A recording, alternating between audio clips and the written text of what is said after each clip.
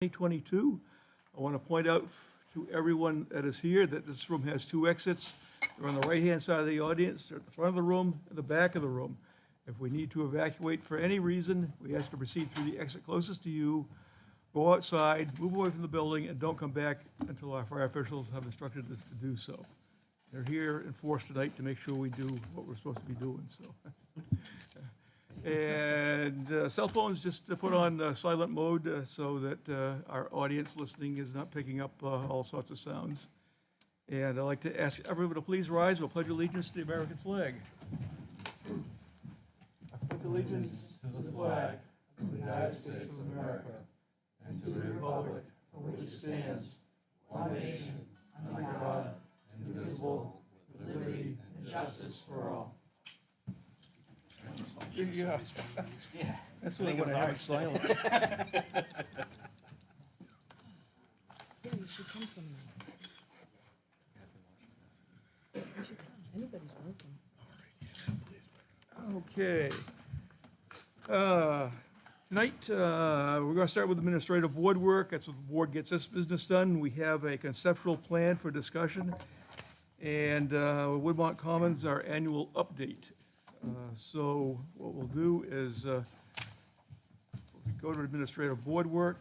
I don't see Chad here tonight. Chad Francis, our new alternate member from the town council to the planning board. And Chad is looking forward to, participating. And I don't know if he's met with staff yet. I told him to go to staff. I gave him a list of several, meetings that between the New Hampshire, Municipal Association and also the Office of Planning and Development have. So you can get a quick education, but it's better to take it on the job because then you remember it. Too much at once, you don't remember. We have a full house tonight. I don't see Johnny here. So he's the only one missing, and that would give us 8 voting members at the quorum, and we can have a meeting. So our first business is the approval of minutes of March 9th, 2022. Any questions, bring them up. If not, I'll take a motion. So moved, Mr. Chairman. Second. Okay, motion by Al, second by Jake. Any discussion on the minutes of March 9th? Seeing none, all those in favor signify by saying aye. Aye. Those opposed say nay. Abstentions? Abstain. Bruce abstains. And chair was affirmative, and the minutes of March 9th are approved.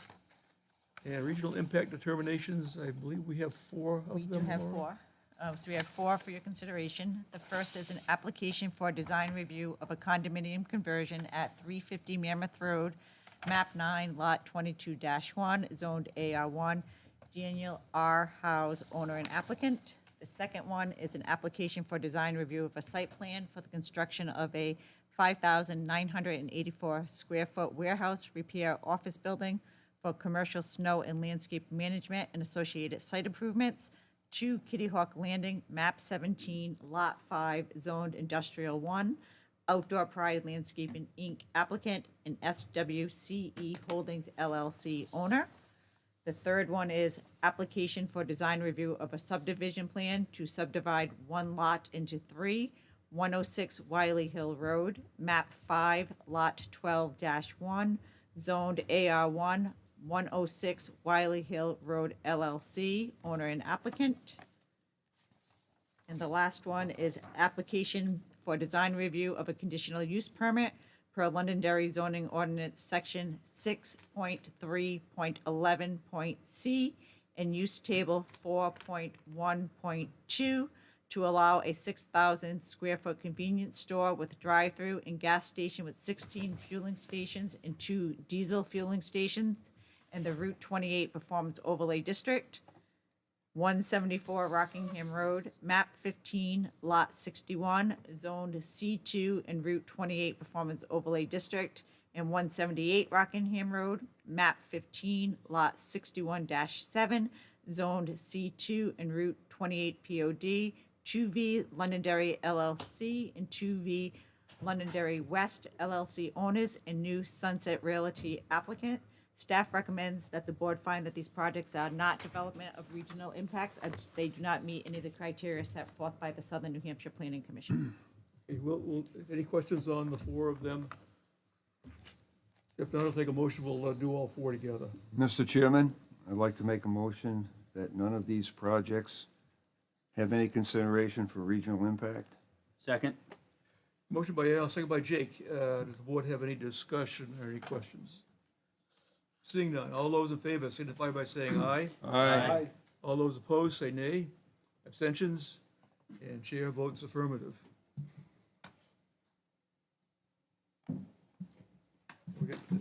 We're up to 9 voting members now, so full house. Okay, next we have discussion of the town staff. Anything, Jose? Things are all quiet. Anything, Laura? I do not have anything. Anything from the board? I get several things. Next week, I just want to let everyone know on the board that we have 4 public hearings. We have a waiver request of a Londonderry site plan for issuance of certificate of occupancy. This is dealing with a wear coat. We have a public hearing on Adams Road in regards to tree removal. Adams Road is a scenic highway. The statute requires that before any changes or tree removal on a scenic highway, they have a public hearing with the planning board. And just want to let the board know those trees have been marked by Public Works, and they're out there for the board to view. The trees are probably, I'd say, are aged and are not in very good shape, so the Public Works view is that they're probably becoming more of a hazard. So I just want the board to review the trees, and we'll have a public hearing on that next week. And then we have our 2 proposed amendments to the zoning ordinance. One of them is the dealing with poultry, and the other is with groundwater protection district. So that's what's coming up. Also, the New Hampshire Spring 2022 Planning and Zoning Conference is going to be held virtually, and that's on April 30th and May 7th, 9 a.m. to 12 noon.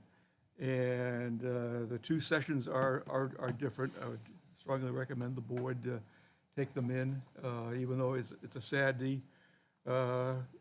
Earlier days, I've attended a whole day conference on a Saturday, and it's always at the end of April when it's nice outside. But I had to learn stuff, so I went to them. I sent an email out, so just, I'll send it out again.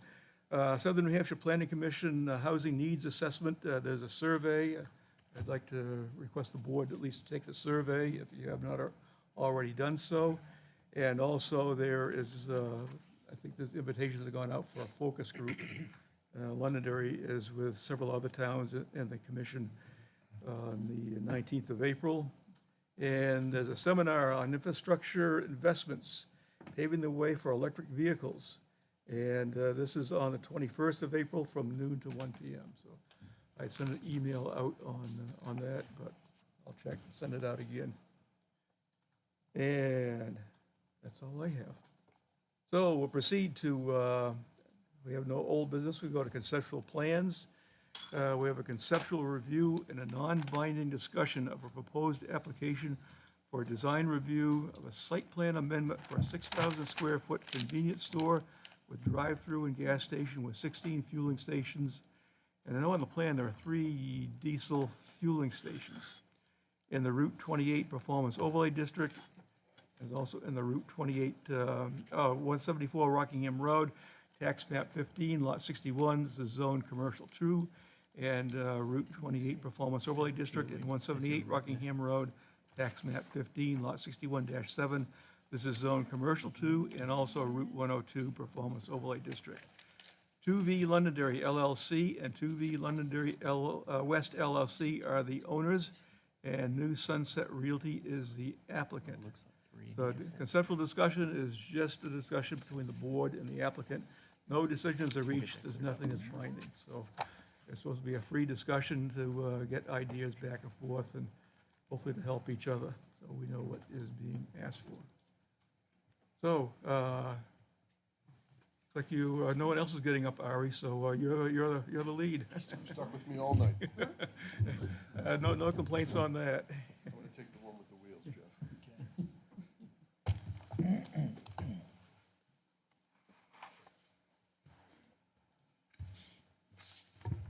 There you go. Okay.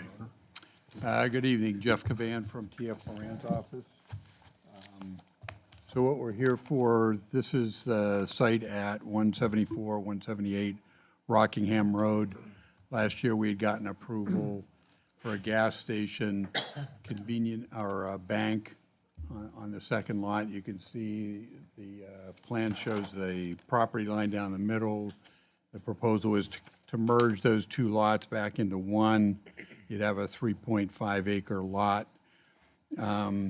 Basically, there's a new operator tenant, Noria Energy, that would be operating the gas station convenience store.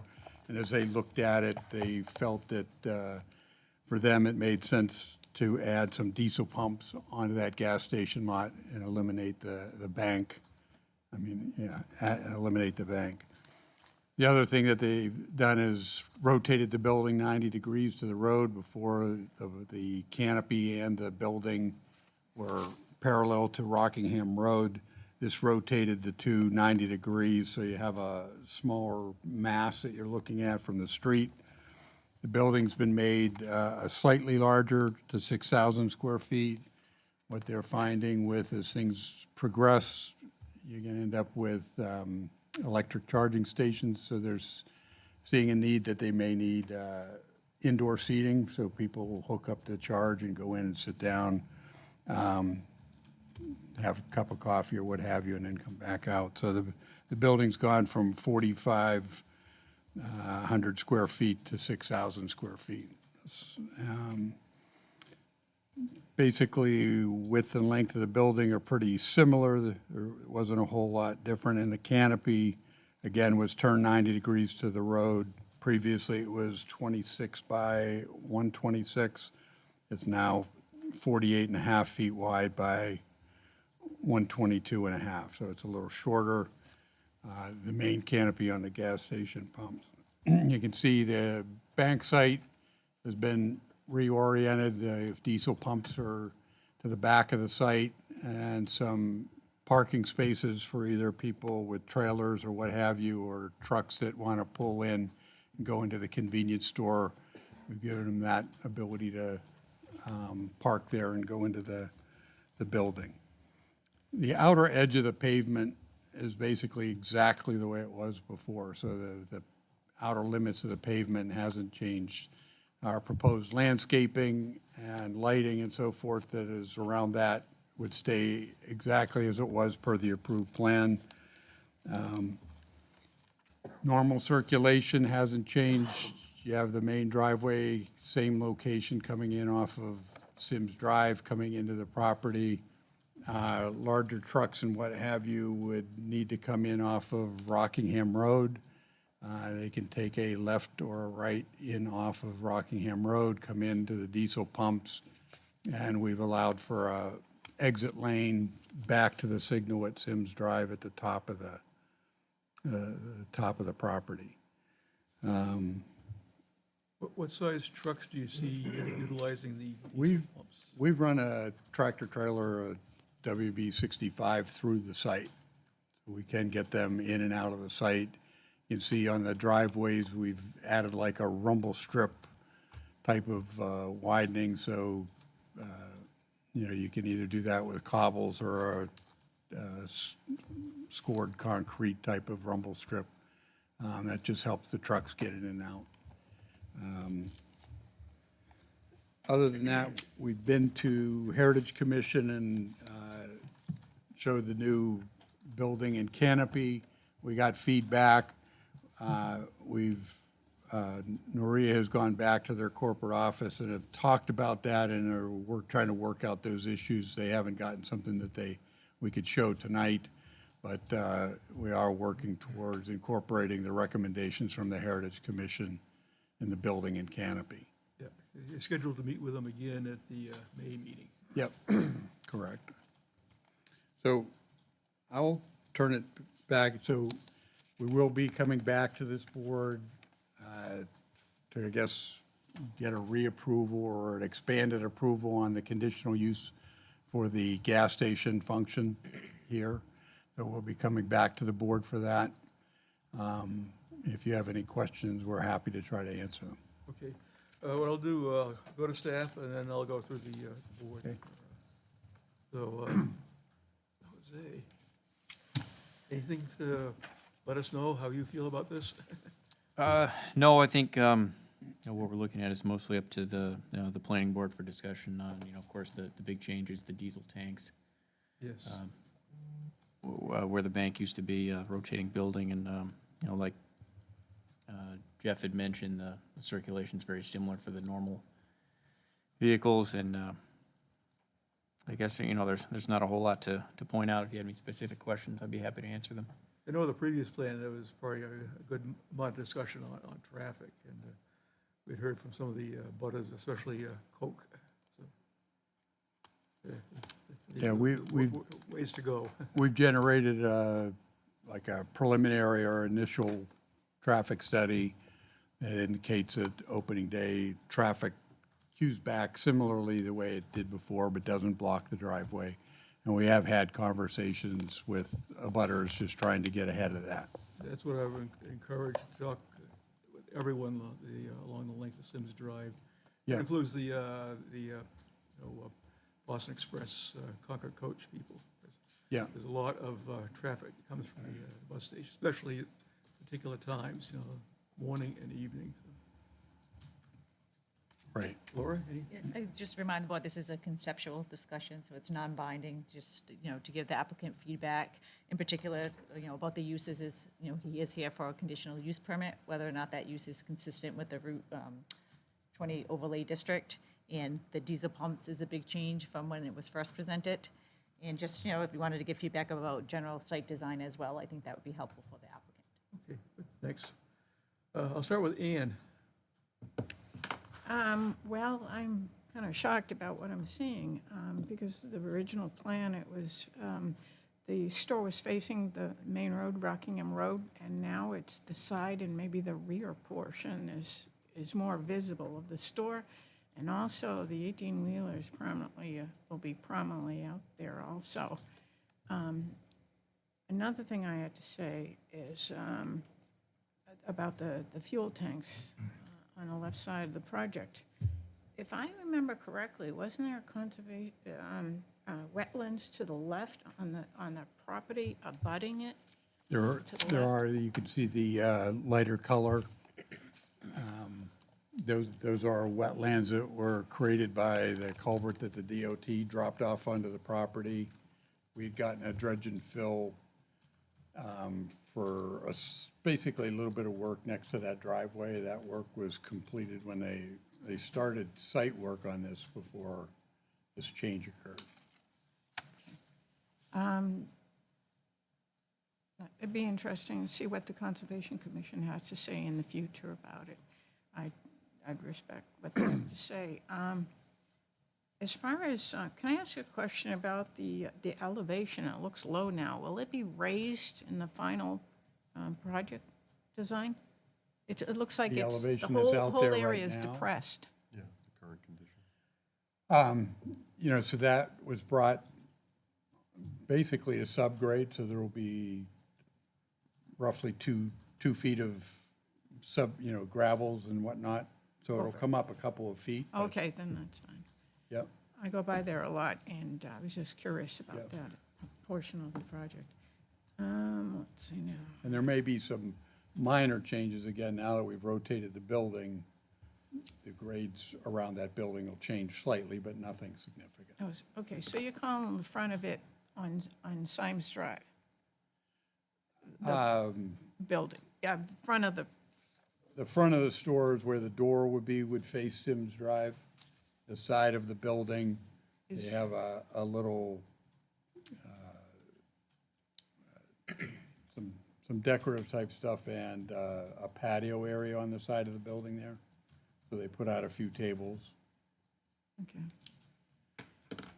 And, well, I'm a little worried about the fuel tanks on the left side. What's that? The fuel tanks that are close. Yeah, right That's now, my- we put a placeholder in for, you know, where the diesel fuel tank would go, but that may get adjusted as we get into the final design. The tanks themselves. Thank you. That's it for me. All set? Deb? Thank you. I'm still concerned about traffic, number one. Number two, I think it's funny that you put your patio on the side facing the traffic, as opposed to putting the flowers on the side facing the traffic and the patio on the other side, so people aren't just sitting there watching cars whiz by. They actually can sit and look at more of a nicer area. I thought that was interesting. I mean, You know, what it is, it's set up for the drive-through. So the drive-through for the coffee shop would come in on that entrance side and stack. so why couldn't it be reversed? I don't know. I'm just saying, it just makes sense to me that you would rather see, if you're sitting, right, you would rather look at something nice than just cars whizzing by and breathing in carbon dioxide. But whatever. So that was something there, but the thing that does bother me is the sizing of the tanks. And as you may know or not know, we kind of updated, or in the process of updating, our groundwater ordinances and things to deal with these tanks. And I just think it would be really nice if you guys could just look at them and maybe incorporate them. I know you don't have to, but with all the contamination we've had in this town of Londonderry, being the number one, according to DES, contaminated town in the state of New Hampshire, it would be really nice if you guys would kind of do that, since you've increased the diesel. Yeah. That's something personal for me. Yeah, no, we're happy to look at that. I won't go into a lot of detail, but, you know, the current design on underground tanks and the lines running from them to pumps, they're all double-lined with, you know, alarm-type systems set up in them, so if there's anything at all, you know, an alarm does go off. The current tanks is very unlikely as far as getting groundwater contamination or ground contamination compared to 15, 20 years ago. No, I agree, but I'm just saying, since we are updating them and you guys will be coming Sure. in, it's just a courtesy. Yeah, no, I we can think it look, would we be can look at nice, your regulations, yep. So, other than that, my only other concern is the traffic and the trucks feeding onto those roads and the widths and stuff. It cuts it close on some of them. But other than that, I mean, I saw the drawings, they looked decent. That's it. Thank you. All set? Okay, Jeff? Yeah, excuse me, thank you. Where are the trucks, the big rigs coming in from? Are they coming in through Rockingham Road, Rockingham? Okay. yeah. So they won't be through, they're not coming in through Sims They Drive? could.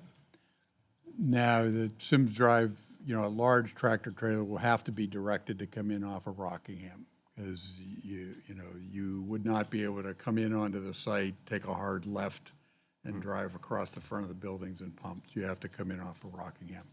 So it'll be signed to direct large trucks in off of Rockingham. The corner of Sims and 28, I should know this because I was there this afternoon. Is there a light? Yes, there's a Okay. there's a signal there, yeah. The other question that I do have is, you spoke about the electric charging stations, and then you had kind of a scenario where, you know, folks with electric vehicles would, you know, kind of go in, you know, have an experience, get a coffee. I don't see them. We don't have anything identified right now. That's something that Nori is, you know, will look at. A lot of times right now, they run conduit to certain spaces, and then we'll address it when it becomes necessary. Where would you, I guess, you know, conceptually, where would you be envisioning putting those? Again, that'd be a decision for the user, but they could either be in a couple of the parking spaces next to the building or the ones out along Sims Drive.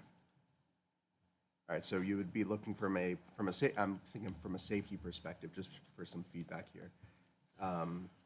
You know, if I am, you know, just using your scenario that you laid out there, if I am charging my car and then crossing, you know, kind of traffic area, just you want to definitely think about safety and, you know, how to, you know, best limit folks interrupting, you know, traffic patterns and such like that. But just other than that, Mr. Chair, I am all set. Okay. Hey, Ted, It looks good. Jeff took my question on the Tesla charging stations. Thank you. anything else, Ted? No. That's it, okay. Lynn? So my only concern is just with landscaping up there. I know all the trees have been taken down. You can see back to that Yeah. little industrial area in the back. So anything you can do to just make that site I look mean, good. the plan that's up is, basically shows the landscaping that had been previously proposed and designed around that, and it was fairly heavily landscaped. Yep, it looks good on the site plan, or on what we're looking at right Yep. now. So just let's keep that, Okay. keep going in that direction. Yeah. Yeah, just one quick question. I like the layout and everything else like that.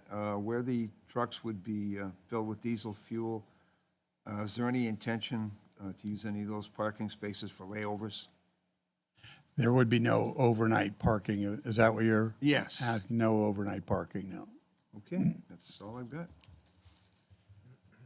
Johnny, I don't really have any questions. Thank you. Roger, I don't have any because everybody's already asked them. you can ask him again. Just the same answer I comes. can't remember them.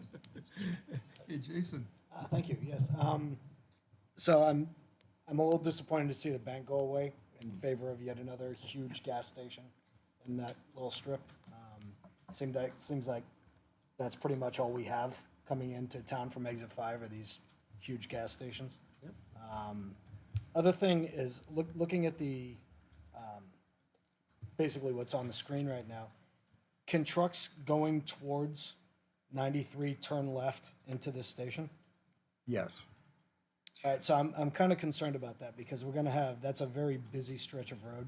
And it gets super busy during rush hour. And the potential of having an 18-wheeler trying to cross 2 lanes of traffic going into that to get in could cause even more backups in that So what area. you have from the previous design is we are committed to do some improvements. There is a left turn lane there that they can slip in out of the way to make the turn into the site.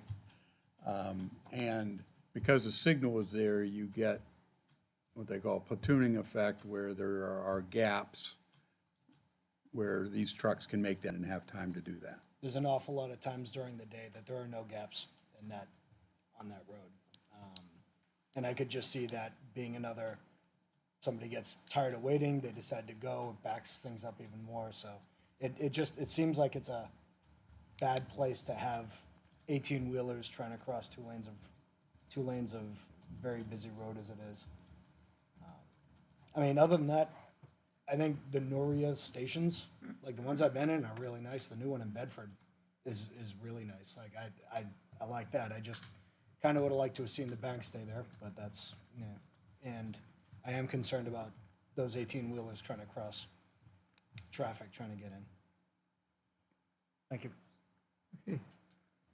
Bruce, I'm looking forward to the $2.75. if you buy half a gallon. I look forward. I look forward to that on opening day. Yeah, overall, I don't have any real concerns. Other than it's curious that the building is turned to present itself to Sims Drive as opposed to Rockingham Road, but It doesn't really bother me. I think I would like to see some architectural aesthetics to match the Boston Express building, and the other buildings in that area kind of have a brick front or facade, so if we could incorporate some type of brick to kind of bring it into that area, I think that would help to just kind of put it in into the neighborhood, so it looks, you know, like it's always been there. But, yeah, I did have a question. Is there gonna be a DEF station as well as part of the diesel pumps, or is it just gonna strictly be diesel? Oh, no. Go ahead, Jeff. What was the question? Is there gas in addition to diesel? No, The no, whole- diesel, Oh. at the pump, dispense at the pump. Oh, This is Tom Healy from Noria, who answered that question. The answer was yes. Okay.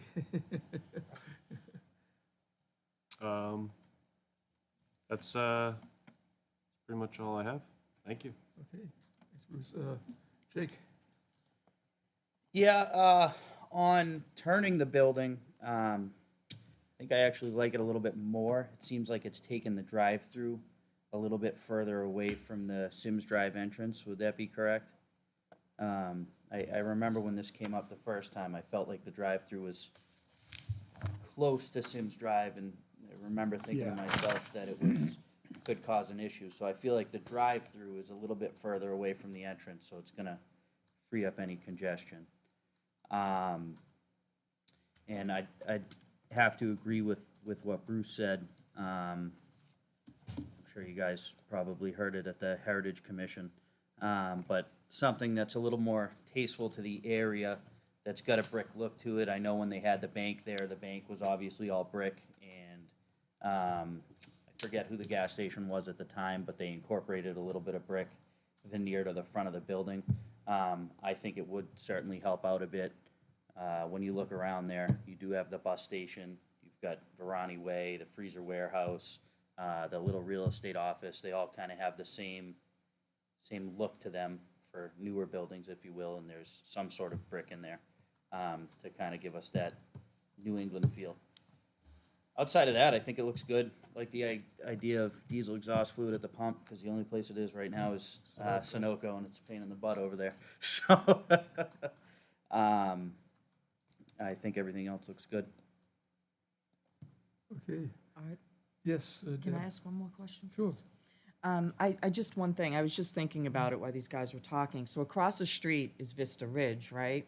And the people could walk down. Have you taken into consideration if somebody decides to walk down, stop at the light, cross the street, and go to your convenience store, right? Because it's convenient. I didn't see anything for pedestrians. Like, are you guys gonna put in, like, you know what I mean, a cut path right there at the corner when they cross the light?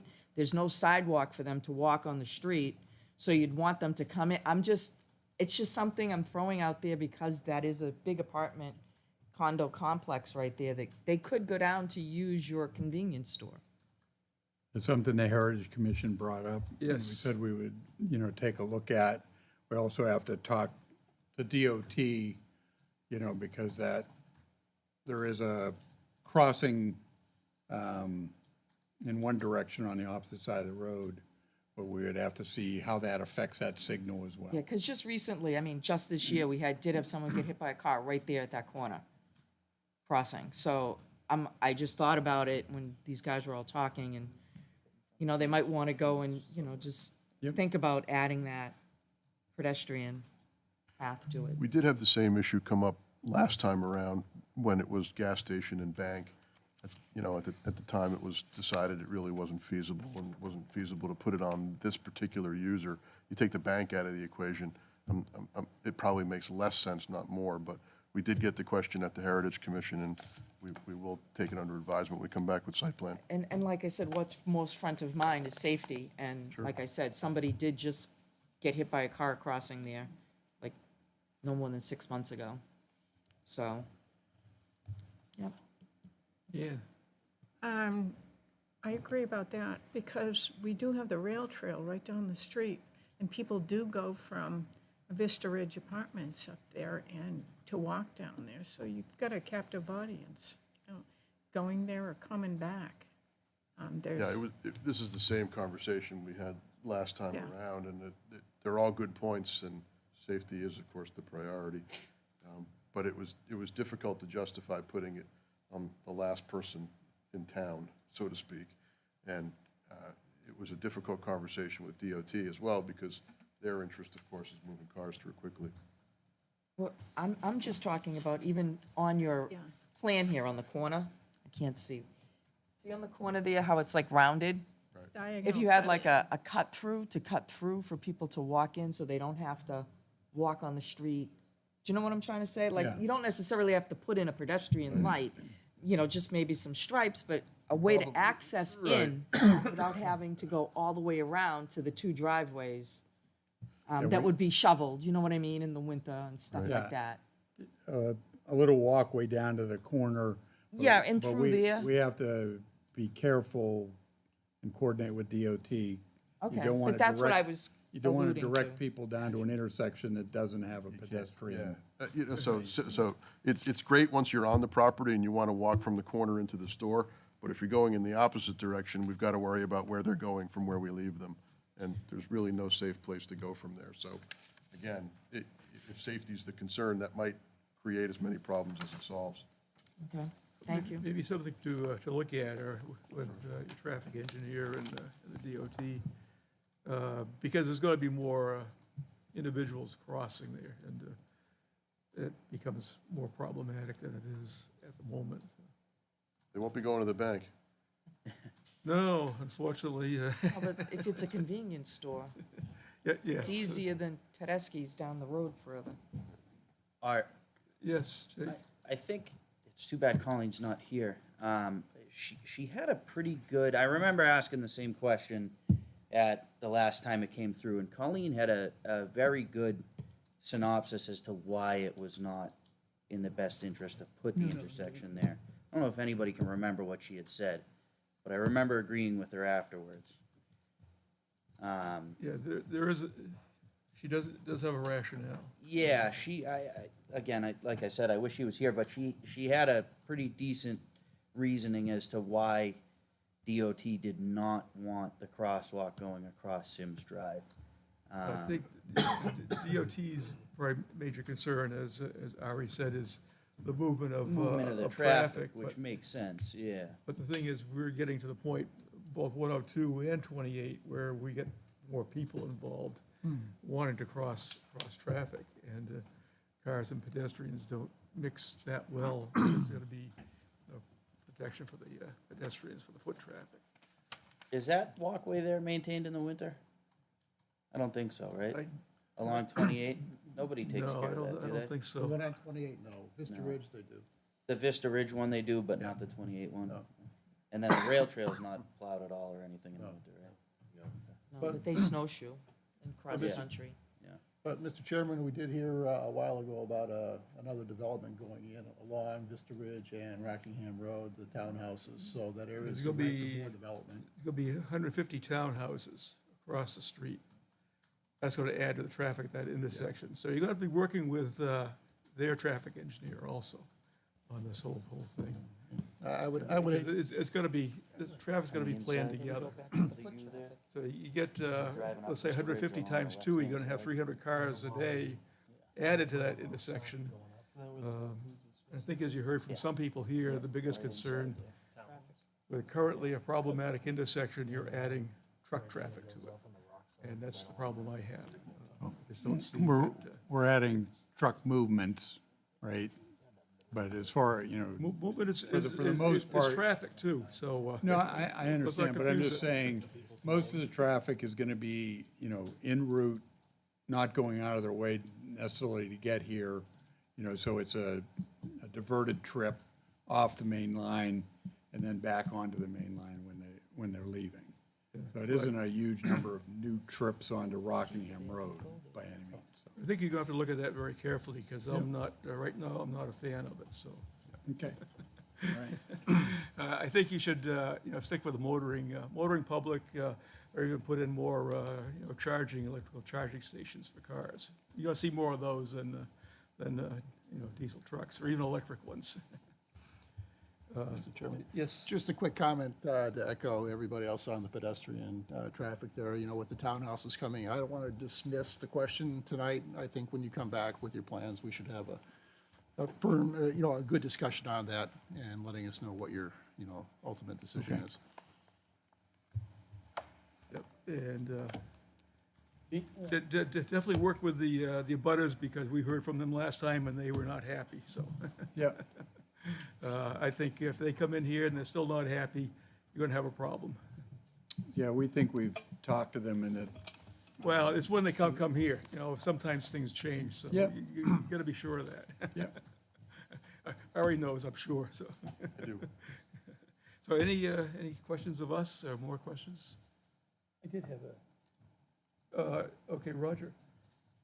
with the number of traffic that is going up and down that street now, it's pretty difficult to get across the street. Do we really want to put an entrance to a convenience store and encourage more people to try to They're cross? gonna go anyway. Good question. They're That- gonna go whether it's Are we the- adding danger? That's how we've got to take that in consideration, because a lot of our biggest mission is public safety anyway. It's just trying to keep them safe, Roger. They're already crossing now. Yeah, they're going to do it. They're already doing it, whether it's there or not. I was just trying to figure out a way to keep them safer.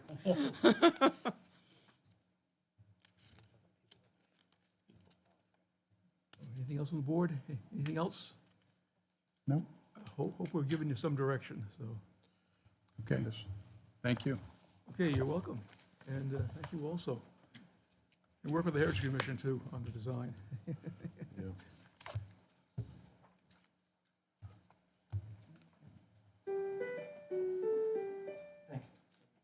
Time to go?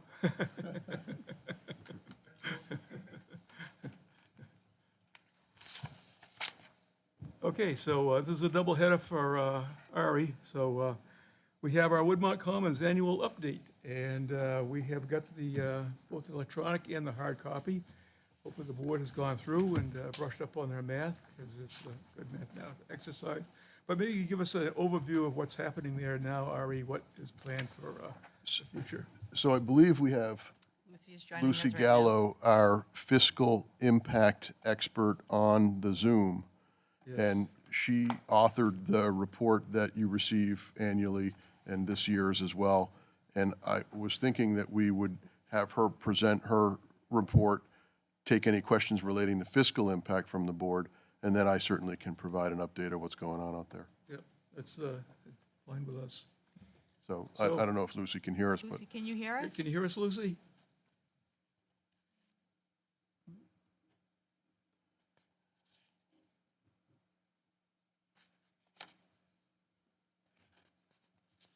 My experience with virtual electronic meetings is that we go. there's Lucy, can you always hear us? problems. Lucy, are you there? Wait till I'm never in one again.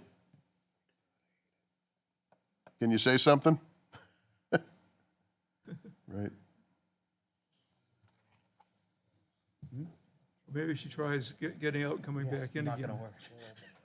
gonna work. Never fails. Yeah.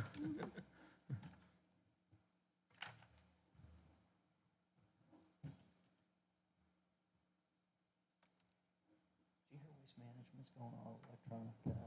I heard there's been some pretty big training on that for the towing guys. You need to join the audio, Laura? Somebody up here's gotta know how to use it. Laura, do you need to join the audio? I think I did. Lucy, can you hear us? There you go. Oh, All right. okay. It takes time for the connection to establish itself in cyberspace. Lucy, I'm not sure if you caught the intro, but the chairman was asking for both the fiscal impact report and just a general update on what's happening with the development. I was suggesting that you go first, get your questions from the board, and then I can certainly provide the quick update. But while we've got you and while the thing's working, let's take advantage of it. If you want to proceed. Absolutely. Good evening, Lucy Gallo, DPFG. Pleasure to be here this evening to present the 2021 annual fiscal update as required by the town agreement. I'm on page 5 of the report. If you all want to follow along, just to hit the highlights. As a reminder, this fiscal update is for the period, the fiscal year July 1, 2020 through June 30th, 2021, to account for the revenues and the incremental general fund expenses. In Table 1, there were approximately 179 new residents living in Woodmont Commons at June 30th, 2021. The source of the population was from 2 different sources. The apartments were able to obtain directly from Hillsborough Realty Development. And for the single-family homes, we used census-related data on persons per housing unit to estimate how many people were living in those homes. Then from tax records, we were able to determine which homes were still under construction, such that no one was living in them at June 30th, 2021. On page 6, we had the Woodmont Commons had 71 employees, and that's in Table 2 at June 30th, 2021. We do some allocations to determine the full-time equivalent employees for those businesses that opened during the fiscal year. The listing is provided in Table 2.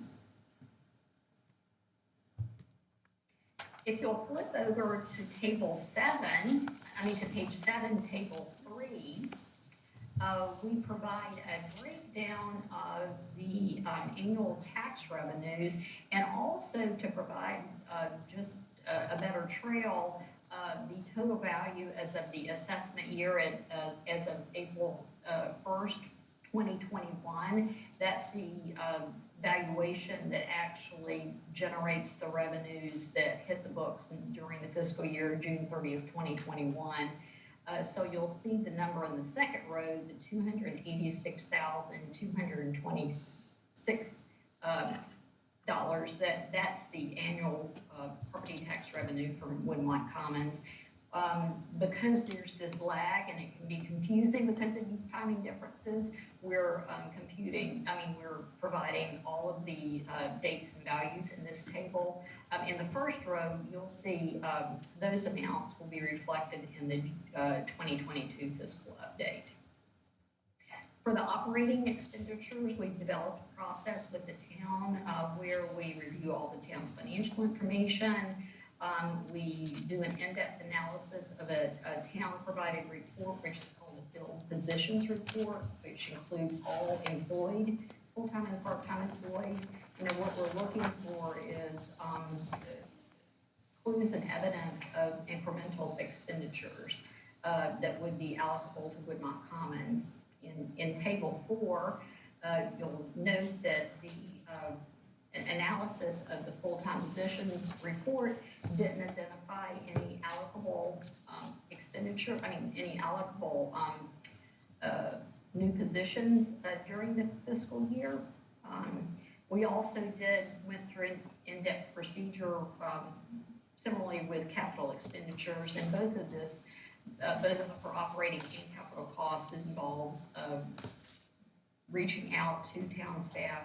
They've all had a good amount of time with this report and to always work in a collaborative manner and try to garner any input we can from the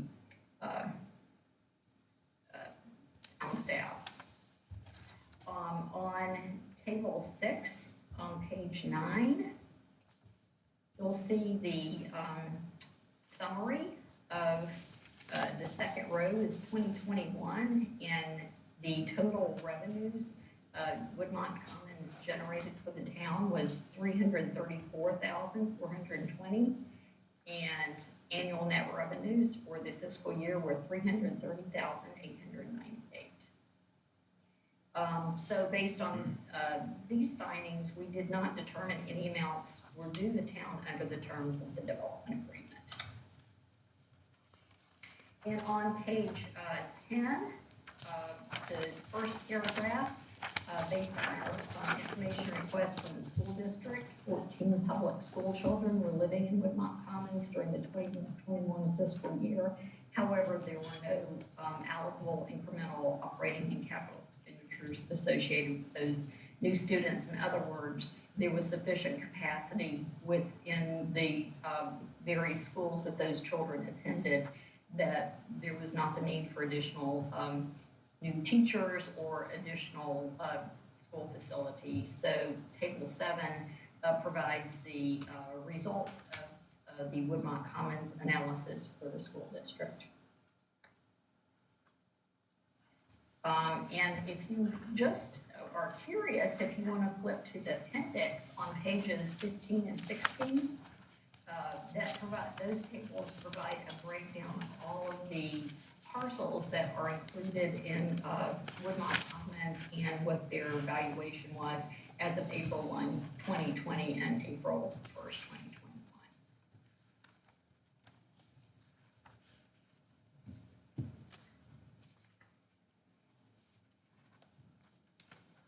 I'll be happy to answer any questions that you might have.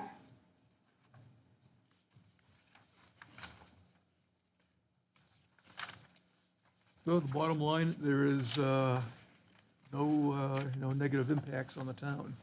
The bottom line is there's a significant positive impact. Oh, you get that back?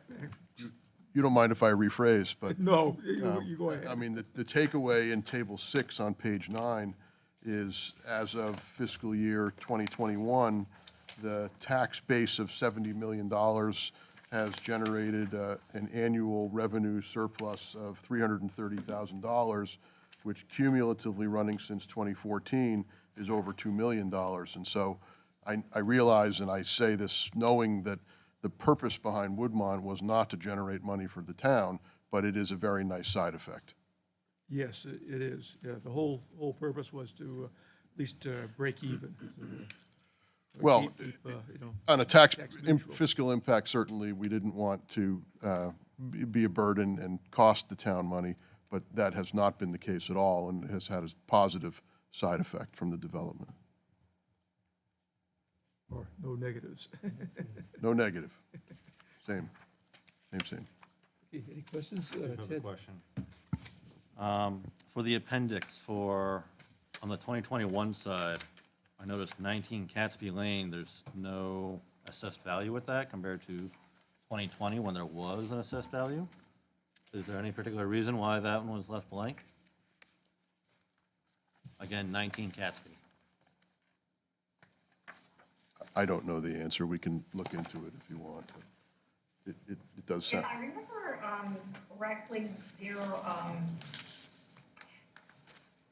there was an issue at the property appraiser level with that, with kind of the renumbering of that particular parcel. I can't remember the details, but I know that we did discuss that one. On the GIS, it looks like 19 Catesby Lane is like common land. Yeah, I was just going to say there are 29 entries for Catesby Lane. That the postal numbering is not sequential. There are 29 entries, and I know there are 28 homes. So it would stand to reason that one of them, those numbers became the common land, and may not. It's then part and parcel of the other assessments. It doesn't get its own bill. Sounds good. So that is a likely explanation, but I'm really just guessing. I don't remember. Okay, let's just, nobody get put in the spreadsheet. We'll have a footnote in that from the auditing department for sure. Yes. I have a really weird question. On page 5, everybody knows about the apartments. I don't know what single-family parcel end user owned and single-family resident parcels builder owns. I didn't know there were any single-family homes that were built or I like part of that, so I just was hoping somebody could explain that. So that's an easy one, actually. This is a snapshot in time at the end of the fiscal year, which was, what did Lucy say? June 30th of 2021. Those parcels had not been developed with the homes and sold to end users yet. They were still owned by Stabile Companies as the developer of that development. Okay, the Gilchrist Road. Right, so Catesby Lane is a loop road that comes off of Gilchrist. Okay, It took was just that a out matter of because it's- timing.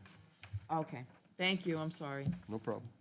All right, if you don't mind, I do have an answer on 19 Gatsby Lane. That parcel is open space associated with the subdivision, and it's my understanding that the value of that parcel is set at 0, and the open space is then tacked onto the individual lots within that subdivision. So I think that was one of those matters that as the lots were built out during fiscal year 2021, is how that valuation changed. So I guess I'll follow up then eventually on Catesby. We're all going to be seeing them drastically increase the rest of this year as they're now all fully built out. Correct. For next year's. That's correct. Proposal, or not proposal, presentation, sorry.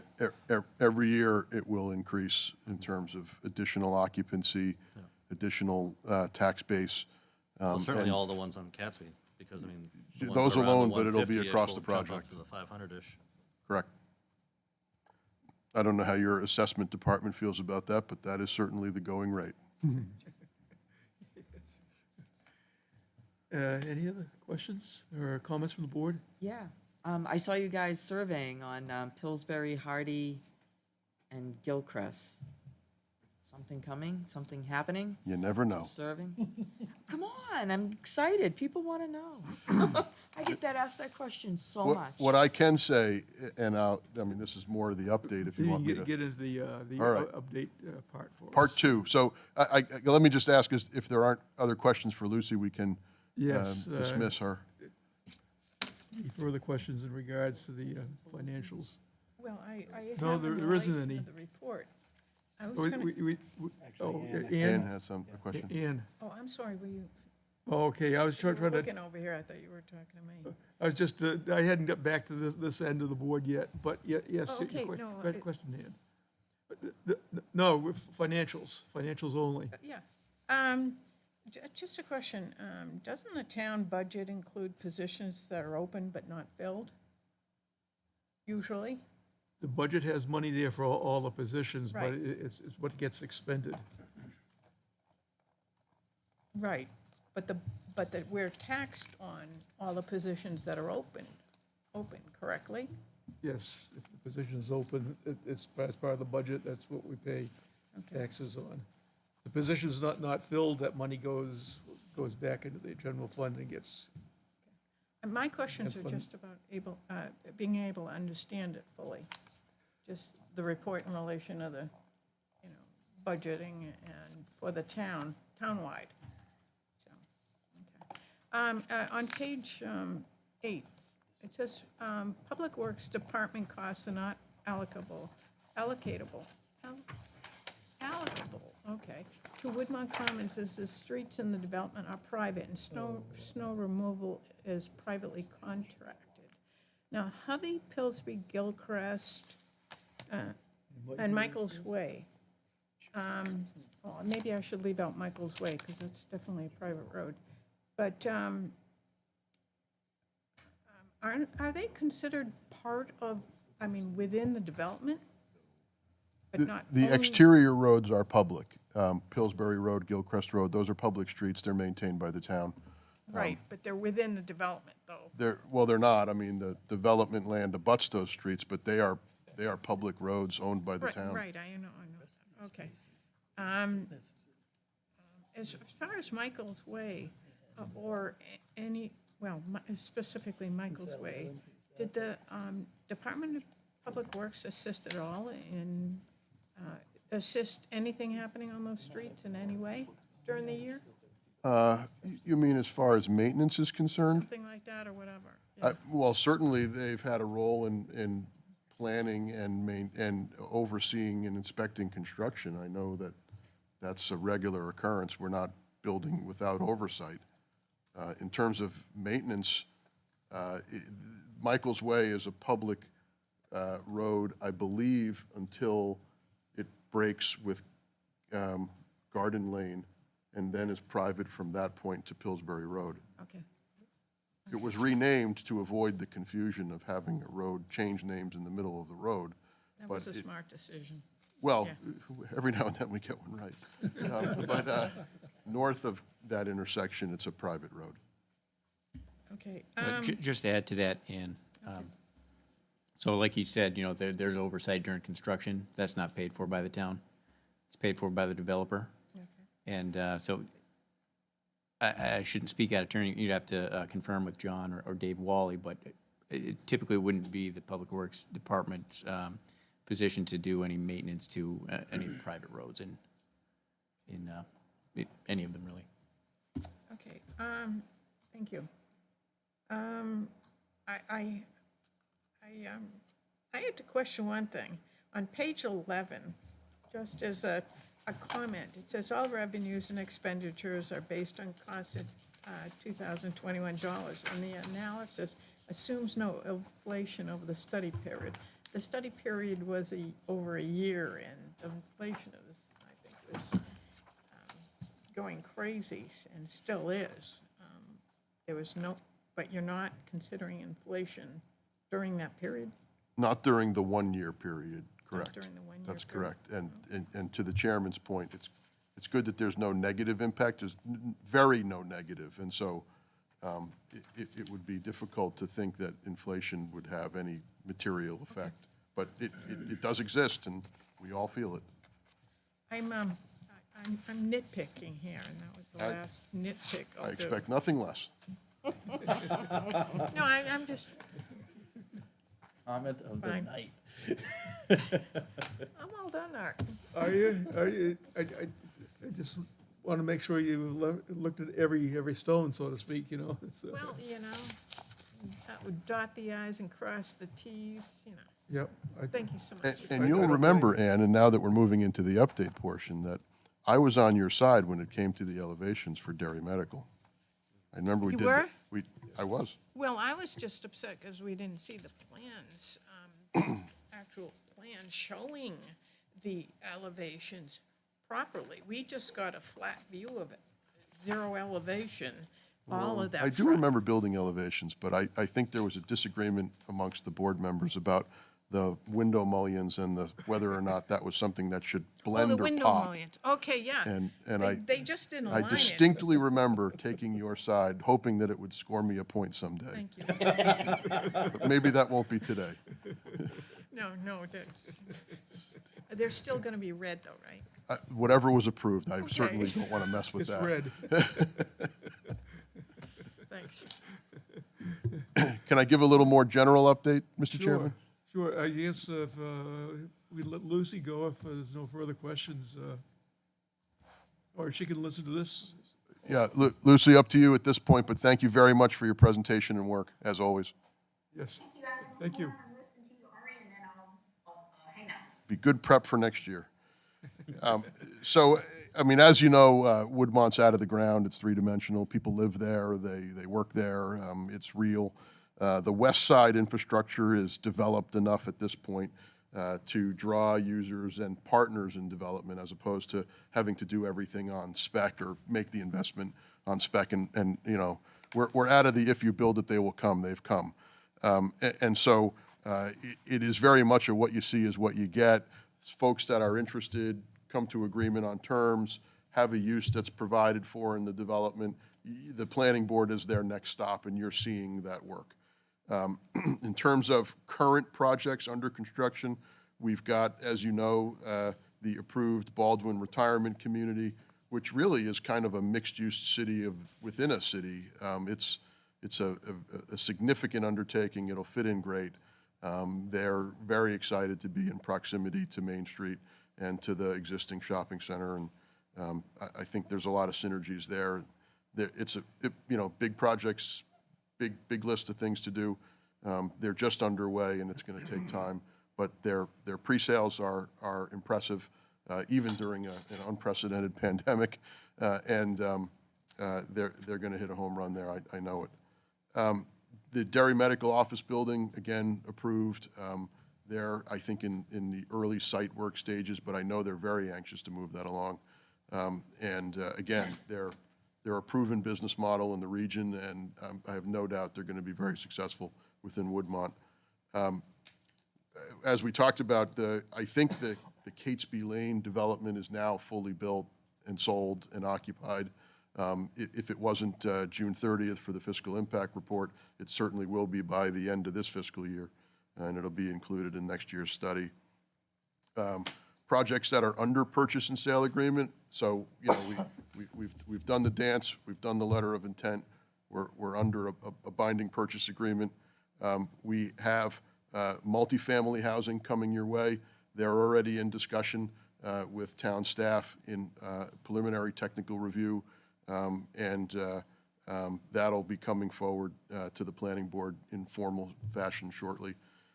And more discussion with medical office users for the Woodmont areas. Proposed projects, can't name any names here, but in the LOI stages of development, we're talking with a flex manufacturing group. What do I mean by flex? I mean, they bring materials in, they build something with it, they have their administrative offices in the same place, they do some distribution, they have some retail sales opportunity, and they kind of are vertically integrated from raw materials to a finished product, and then they sell it and ship it. That's what the flex use in the PUD was intended for, and it would fit very nicely if that can move forward. We have an ongoing discussion for even more medical. That, you know, the pandemic has done nothing to temper medical, and your community seems to consume whatever we can provide. So good news, I guess. We do have more interest in housing. That's another offshoot of the pandemic. Everyone wants the hills of New Hampshire for some reason. So we've got interest in multifamily, in townhouse, and as Ann was observing, or maybe it was Deb, more interest in single family on the north side of Pillsbury Road. I don't know when, I don't know how much, I don't know even if, but investigation is undergoing. We are still the victim of outside factors in many ways. Restaurant and retail has not come back to pre-COVID levels, at least for this development. You can point anywhere you want around the state and say it's hot there, it's hot there. Not so much for Woodmont. We had significant discussion with hoteliers and restaurant entrepreneurs prior to COVID, and you know, they were completely decimated during COVID, and they still are not out of the ground with starts. Do we think it will come back? Yes, we're reserving opportunities for that. We think it's part of the original vision, and we should hold our ground and wait for that. But at some point, waiting becomes very expensive, and so you've got to walk that line. Other things that are, you know, again, outside factors, we had an insurance office user that we were very excited to bring to town to the project. Nice bump in the tax base. They were going to make a significant investment. They pulled out of the deal because their workforce platform changed as a result of COVID, right? They just don't need all that Class A office all in one place when half of their folks want to work remotely for the indefinite future. And so, again, it's everybody making their own adjustments to the way things are evolving, and sometimes we're on the winning side of that, and sometimes we're on the other side of that. Exit 4A, everyone's favorite topic. You know, we've talked about it and talked about it. Thus far, nothing's been built. And so I remain as hopeful as I ever was. And we had a setback in 2019 when it was put out for design build bid, and that did not generate pricing that the state found attractive. It was put on hold, broken into phases, and set on a design bid platform in chunks. And again, there's now another delay from last month to this month in terms of the advertising schedule for the first phase. And so as goes Exit 4A, goes the east side of Woodmont in large measure. They're tied together.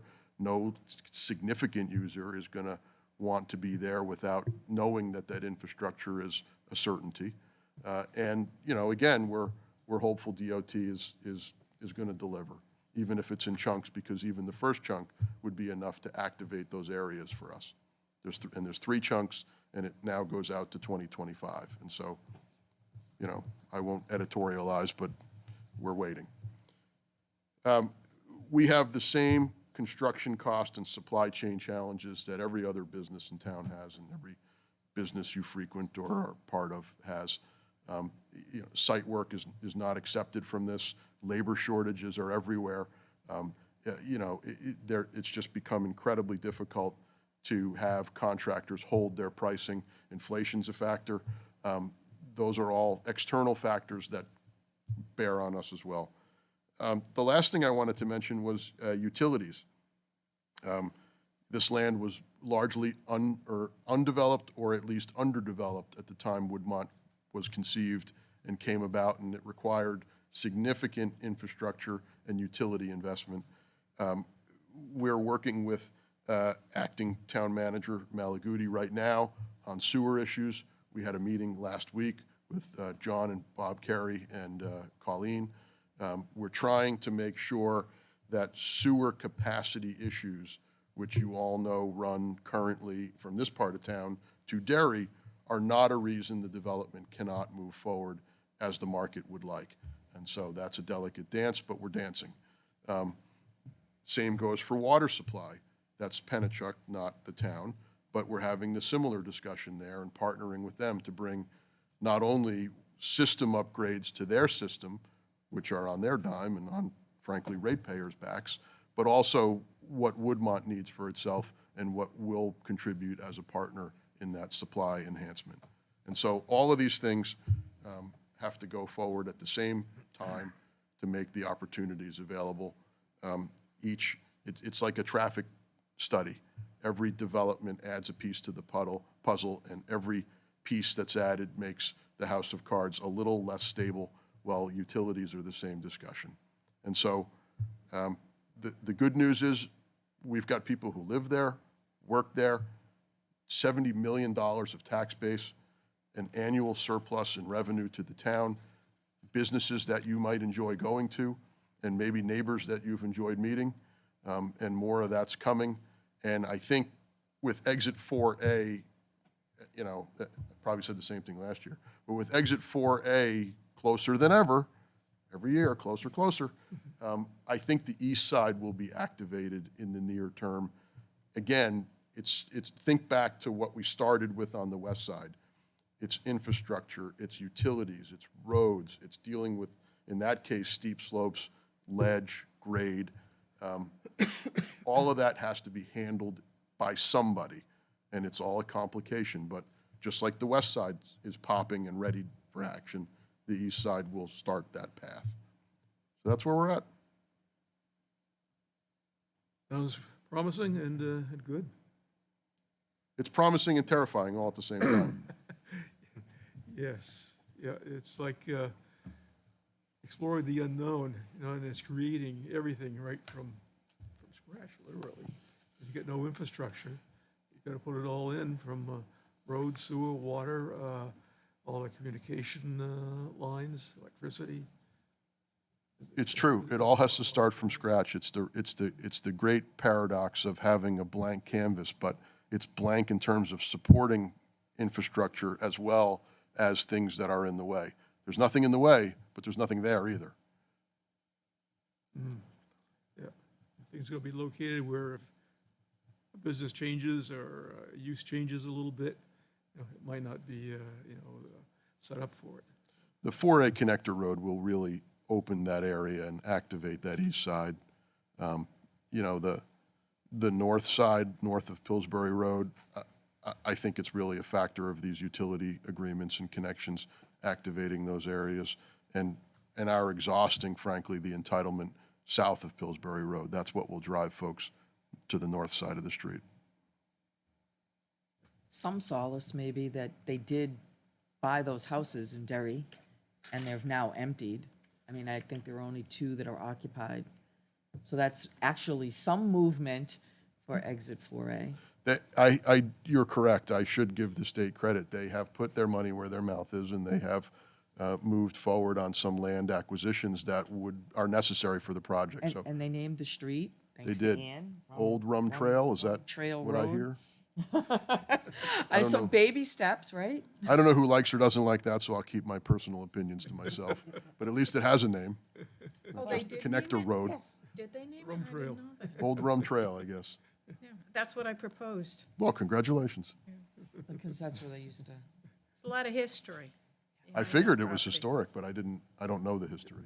Yes. First trail through town Was it? originally. Yeah.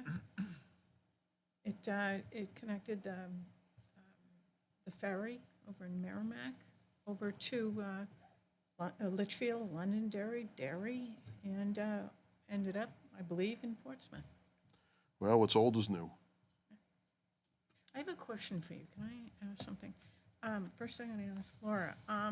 As far as handicap parking, when you're considering a medical office building, is there any increase in the number of handicap spots because of that use? I'm not sure. I'd have to pull up the parking calculations, and I don't have those. The reason I'm asking is, I've been going to a physical therapist, and they complain there about the lack of handicap parking for the amount of people that need it in medical buildings. So I just don't want you to underestimate how much handicap parking you'd need for a, medical office building, and err on the side of more than less. I will- They'd I appreciate it. will take that 'cause back. It's one business that's actually moving into that building that you're presently Oh, putting up. okay. So it's very applicable. I was going to say we should invite them to Woodmont, but I guess they've already gotten the Yeah. invitation. Yeah, To answer your question, the master plan has a whole parking matrix that does include accessible spaces, and Right, it is but- by use. for the particular use. That's correct, it Medical is. office buildings It would is. need, I would think, proportionally more. I couldn't tell you offhand what the metric Right. is, but it is part of, it's baked into the master plan. Okay, So when the site plan comes forward, you can compare it to what's required. thanks, appreciate that. Any more questions? I'm just my personal opinion, from what you were saying, I'm a little concerned, it sounds like it's starting to turn into an office park. And we had, the plans of it several years ago sounded much more like a mixed use, and now it's sounding like a office park / housing development, so I'm kind of concerned about that. I think that's a fair statement for the off-Main Street pads and areas. Main Street is decidedly retail and residential. Let's not forget our friends at 603 Brewery. We've got the gym, we've got, a salon. There's more space there, and frankly, we've held out for restaurateurs and hoteliers and have not given up on that vision. We've also, the apartment building is the crown jewel. It's full. Those are 87 luxury apartments with only the slightest vacancy for turnovers. It is absolutely a top-performing asset. And, that was also part of the vision, to have high-end residential. And again, now we've got the single-family on Catesby, also very tastefully done in keeping with the neighborhood and surroundings. And we'll fill in with some multifamily that will also have some nice finishes. Yeah, I mean, I like what's there, it's just, I'd like to see more of it, We're right with you. I will say to your credit, the housing market is hugely underserved right now, and there's a huge housing crisis going on. So although that may not be as attractive as what you may have envisioned, it is serving a huge need right now, so. I feel like we're also serving ourselves in the same time, because we're bringing in customers for those businesses, and at the same time as, maybe we're delivering housing, we're holding those retail and restaurant opportunities because we're bringing customers in at the same time as we're bringing residents in. they'll all shop in the same places that you will. And so at some point, we'll hit that critical mass, and we'll have enough of a base to draw them in. Are you seeing any potential issues with trying to get retail and restaurant due to maybe whatever rates you may be charging? My only thought on that is you may be having 1,400 units of housing all in when it's fully built, but you don't have that right now. Would an idea of reducing rent pricing for the time being to get those tenants in and then raise it up over time, would that be an attractive way to get the business? And then once it's in, you slowly over time raise it when you get more units that are of housing? Yeah, we're doing that. We've looked at pricing, we've looked at terms, we've looked at terms with extensions. We're willing to be flexible because we understand the desire to fill the spaces. Our interests are aligned. Empty is not good for anyone. Built and empty is particularly bad. Any more questions? It's always my pleasure. Yep. Hurry up, exit 4A. Yeah. I still think 4A will happen, so. You do? Yeah, okay. I'll write that down, Art. I've been living it for over 30 years, so. Now pick a date. Yeah. I do too, for what it's worth. It's the timeline that's always the concern.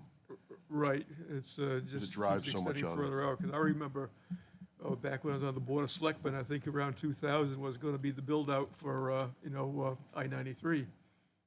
Didn't happen till like 20 years later. Well, thank you for having me, and Lucy, thanks for joining us and presenting. And Lucy will be back next year, but I hope to be here sooner.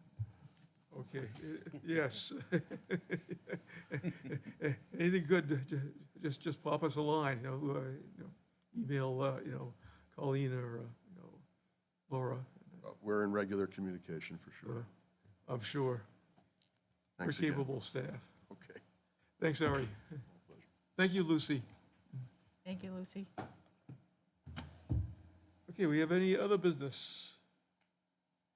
I don't see any, but if not, I'll take a motion to adjourn. Motion to adjourn, Mr. Chairman? Okay, you have a motion to adjourn. Do I have a second? Second. Second by Jake.